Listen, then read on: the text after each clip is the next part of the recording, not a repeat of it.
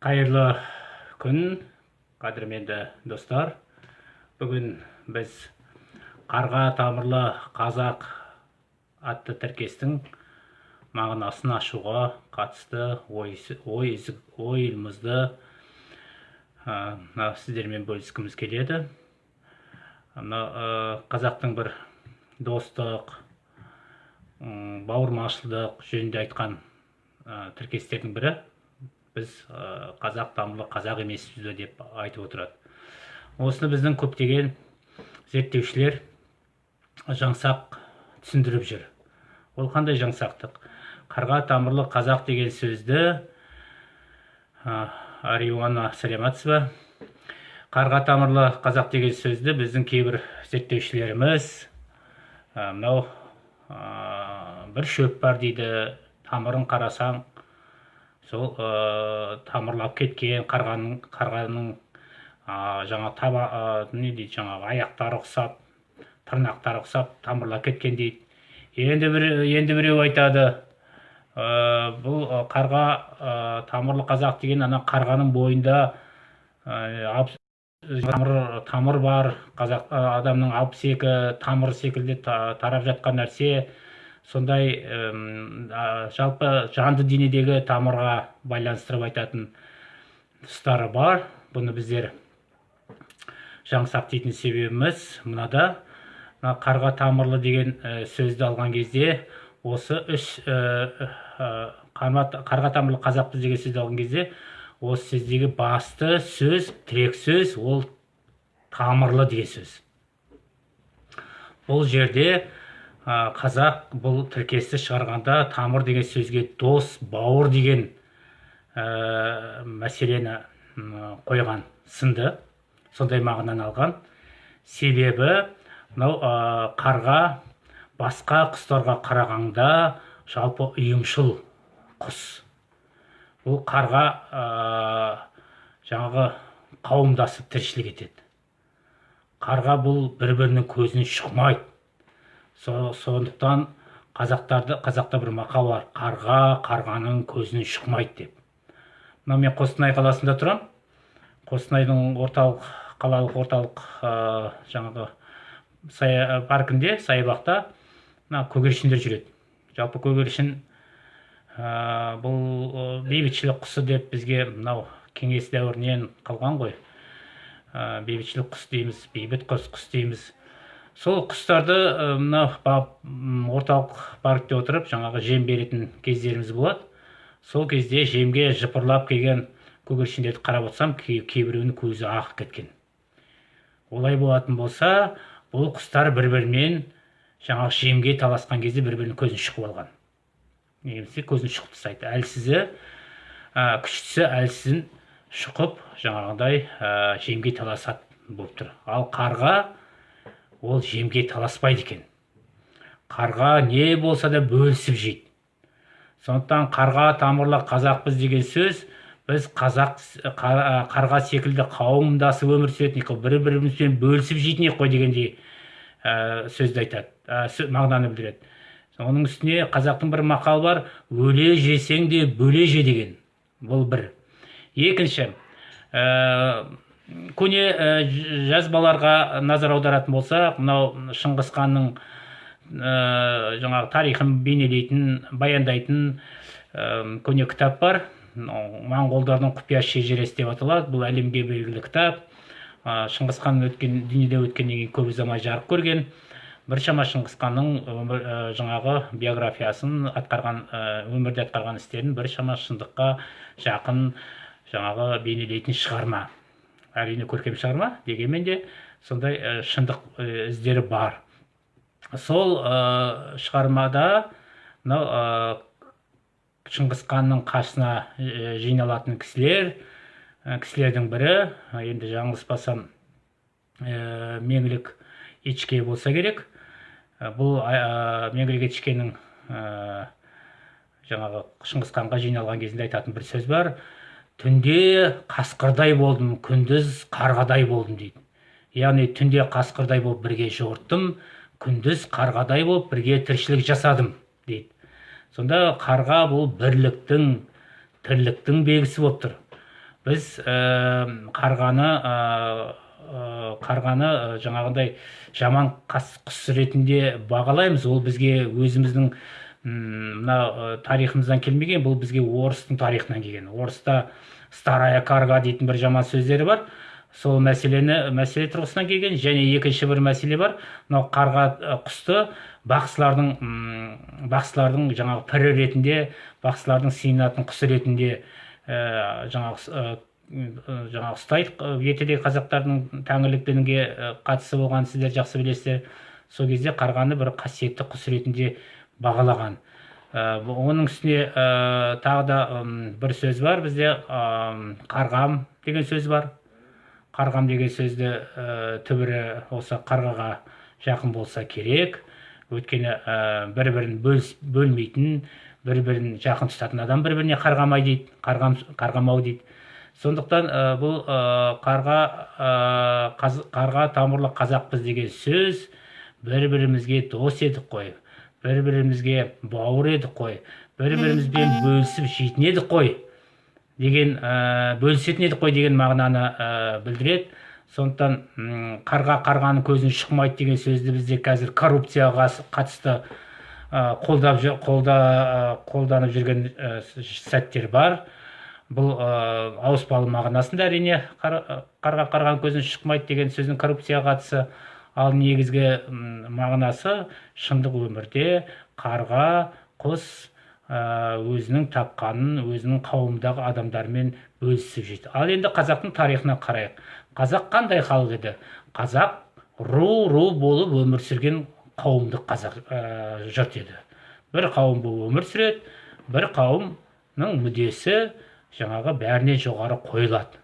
Сондықтан осы сөз, жаңа қарға тамырлы қазақпыз деген сөз, қазақтың өзінің тұрмыс тіршілігіне, өзінің менталитетіне сай дүниеге келген, соның тірлік тіршілігінен алынған, сол дүние тіршілікті насихаттау, сол тіршілікті орнату мағынасында қойылған. Сондықтан бұл ешқандай да жаңағы құстың тамыры емес, құстың бойындағы тамыр емес, бұл немесе шөптің де тамыры емес.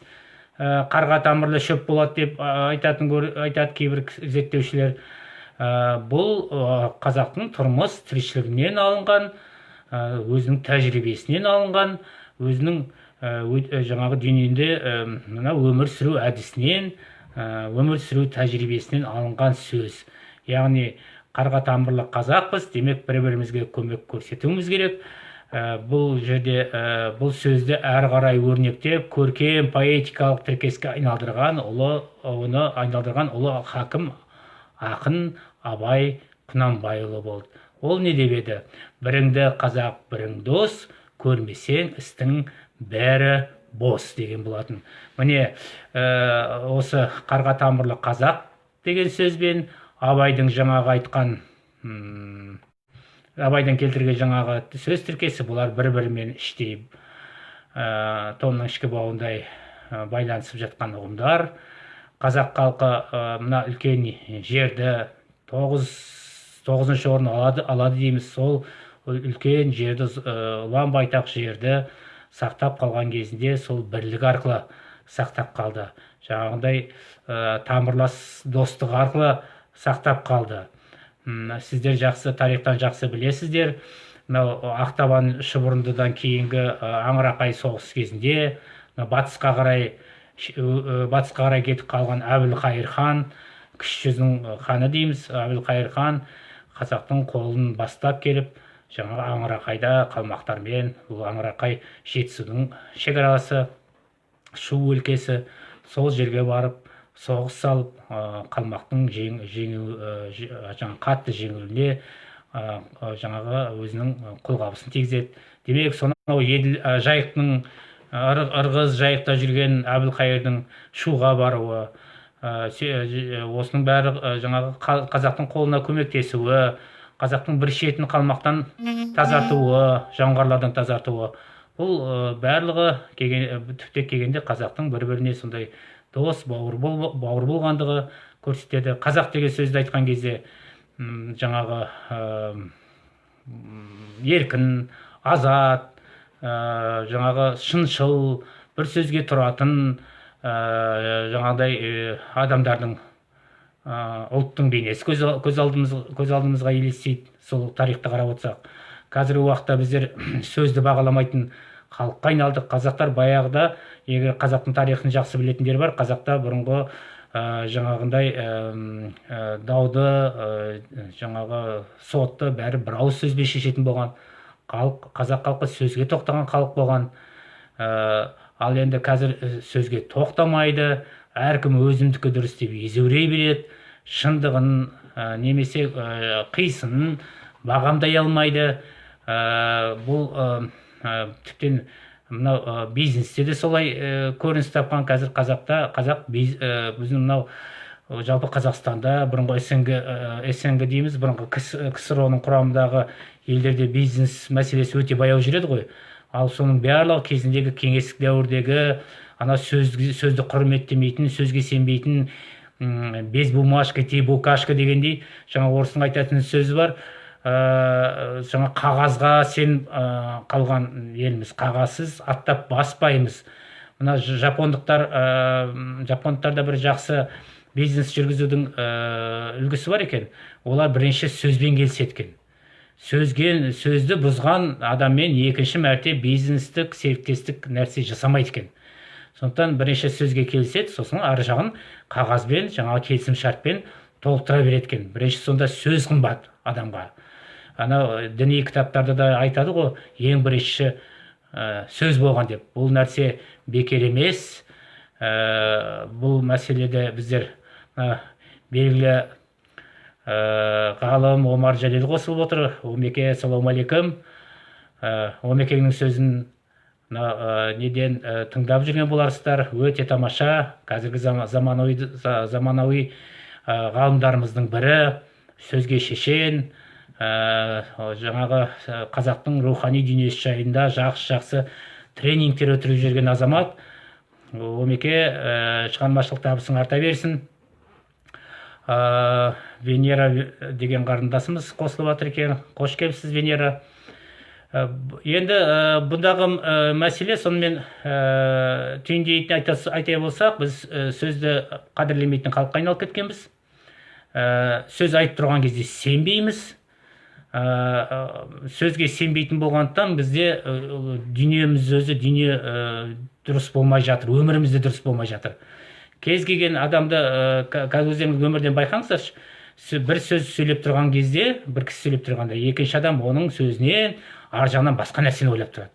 Ал оның сөзіне түсініп, соның сөзінің астарын ұғыну деген мәселе біздің қазақта жоғалған.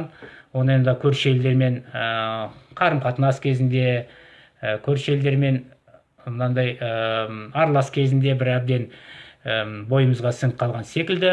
Ал енді оның үстіне біз отар ел болған халықпыз. Отар елде сіздер жақсы білесіздер, орыс отаршылдығы қазақ даласына келген кезде бір жағынан зеңбірегінен зеркілдеп оқ атып келді, екінші жағынан жаңа қағазды алдына тартып келді. Яғни қағазда бар нәрсе болса заң, қағазда жоқ болса заң емес дегендей. Сондықтан біздің қазақ бұрынғы дүние танымына өзінен былайша айтсақ жерінді деп айтуға болады. Сөйтіп жаңағы қағазға сенетін, қағазға қарайтын халық болып қалыптастық. Бұл біздің енді мен енді бұның бәрі трагедиялық нәрсе деп айтқым келмейді, бірақ біздің құндылықтарымыз жоғалтқанымыз бар. Себебі алдымен адамның адамда қанша дегенмен бірінші сөз болса керек, сөзге пәтуа болса керек. Содан кейін барып қағаз түрінде, заң түрінде, жаңағы рәсімде ол екінші кезекте тұрса, бұл біздің ісіміздің тезірек жүруіне де, жұмысымызды жүргізуге де өзінің әсерін тигізер еді. Әйтпесе бір-бірімізге сөйлесіп тұрып, бір-бірімізге сенбей тұрғанымыз, бұл біздің өмірімізді, тірлігімізді береке әкелмейді деп ойлаймын. Біздер осы мәселеге көңіл аударсақ, бір сөзді ұстайтын ел болсақ, бір сөзді ұстайтын азамат болсақ, біздің өміріміздің өзі жеңілденер еді. Мысалға мен қазір айтар едім, кейбір кезде мына сөзде тұрмайтын кісілердің қатарынан жастар емес ақсақалдарды көріп қаламыз. Мынау жасы 70-ке келген ақсақалдарымыз бар, кейбір жаңағы сөзін, айтқан сөзін әзіл ғой деп, қалжың ғой деп жүретін. Тіптен біздің ақсақалдардың солай қалжың айтатынын мен өз басым естімеппін. Мен енді мүмкін көргенім аз шығар. Көп ақсақалды көргендердің біреуі мен едім. Өйткені 6 жасымнан бастап мен ауылда жаңағы көкемнің қасында болғам. 74-тегі көкем, кішкене шағын ауыл, сонда барлық кілең шалдар тұратын, ақсақалдар тұратын. Солардың ортасында мектепке барған дейін солардың ортасында өскенмін. Біраз ақсақалдарды көрген едім. Сол кезде ақсақалдардың бір сөзді айтып, кейін ойбай, оны кезінде қалжыңдап едім ғой деп шегініп кеткен, немесе сол сөзден бас тартып жатқанын мен естіген емес едім. Олардың айтқан сөзі, айтқан өсиеті қағазға жазылмаса да, оның ұрпақтарына, оның балаларына аманат ретінде қала беретін. Атамыз жасамаған істі бұдан кейін біздің әкеміз жасады. Атамыз бір істі бастап, болмаса біреуге бір уәде берген болса, оны атамыз орындай алмай дүниеден кетіп қалған кез болса, оны әкеміз істеп жаңағы жүзеге асырғаны бар. Оны өзіміз көрдік. Менің әкем Ахмет айтып отыратын, көкем кезінде осыған осылай деп еді, сол нәрсе болмаған секілді, мен соны орнына келтірейін, қалпына келтірейін деп жаңағындай бір істерді істеп жүргендігін байқаймыз. Бұл енді біздің туған туыстардың арасындағы мәселе, сондықтан жұрттардың, қалың жұртшылықтың бәрі оны білгені қызық емес қой деп ойлаймын. Ал жалпы осындай нәрселер біздің отбасымызда, біздің ақсақалдарымызда бар еді. Қазіргі ақсақалдарда ондай жоқ. Осы нені көріп отырған, осы эфирді көріп отырған Омар Жәлелдің өткенде бір өте бір жақсы сұхбатын естіген едім телевидениеден. Жаңағы ақылсыз қарттары жоқ, елдің балалары қайдан ақылды болады дегендей. Міне сол біздің ақылды қарттарымыз азайып кетті. Себебі жаңағы сөз ұстау, сөзде тұру деген мәселені біздің қарттарымыз жоғалтып алды. Ол қарттарымыз коммунизм тұсында коммунистерге қызмет жасады. Өздері екі сипатты өмір сүрді. Бір сипаты жаңағы коммунистерге қызмет ету, екінші сипаты өзінің жаңағы өмір тұрмысы, яғни өмірде басқаша, жаңағы қызметінде басқаша болды. Екі дай. Мұхтар Мағауиннің «Жармақ» деген романында осы нәрсе жақсы суреттелген. Жармақ тұлғалар болды бізде коммунизм заманы кезінде. Содан біздер соның сарқын шағын біздер әлі күнге дейін тартып келе жатырмыз. Сондықтан қарға тамырлы қазақ деген сөзге біз қайттан көңіл бөлейік. Оның мағынасын кеңірек түсінейік. Бұл біздің достығымыздың, бұл біздің бауырмаластығымыздың рәмізінде болған сөз. Осы сөзді айтқан кезде бір-бірімізге көмектесетін, бір-бірімізге қол ұшын беретін ел болып тұрайық. Біз бір-бірімізге көмектессек, еліміз көркейеді, азаматтық қоғам дамиды. Азаматтық қоғам дамыған сайын тұрмысымыз жеңілденеді. Қазіргі уақытта біздер азаматтық қоғамды өкінішке қарай құрамай жатырмыз. Мақсат 65 қосылып отыр. Мәке, ассалауму алейкум. Евразия университетінің профессоры, мықты тарихшылардың бірі, қазақ шежіресі туралы күрделі еңбегі бар. Осындай азаматтар арамызда жүрсе, мақсатсында азаматтар, біздің рухымыз, бұрынғы қазақтан қалған, ата-бабаларымыздан қалған рух бізде жоғалмайды ғой деп ойлаймын. Асылхан Торғайбек, ассалауму алейкум. Осы Асылхан, Асылханның бір қуанатыным, Асылханда бөрінің өзінің суретінің орнына қасқырдың суреті тұр. Бөрінің суреті тұр. Бөрі тектес халықпыз, бөрлі байрақ көтергенбіз.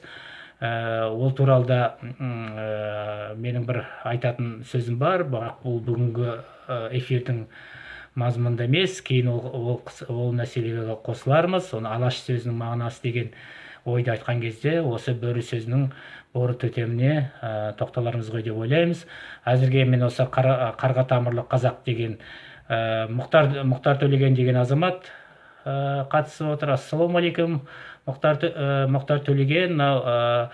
Шығыс Қазақстан облысындағы Шығыс Қазақстан Аманжолов атындағы Шығыс Қазақстан жаңағы мемлекеттік университетінің ректоры, іскер азамат, інішегіміз, өте жақсы жұмыстар атқарып жатыр өзінің университетінде.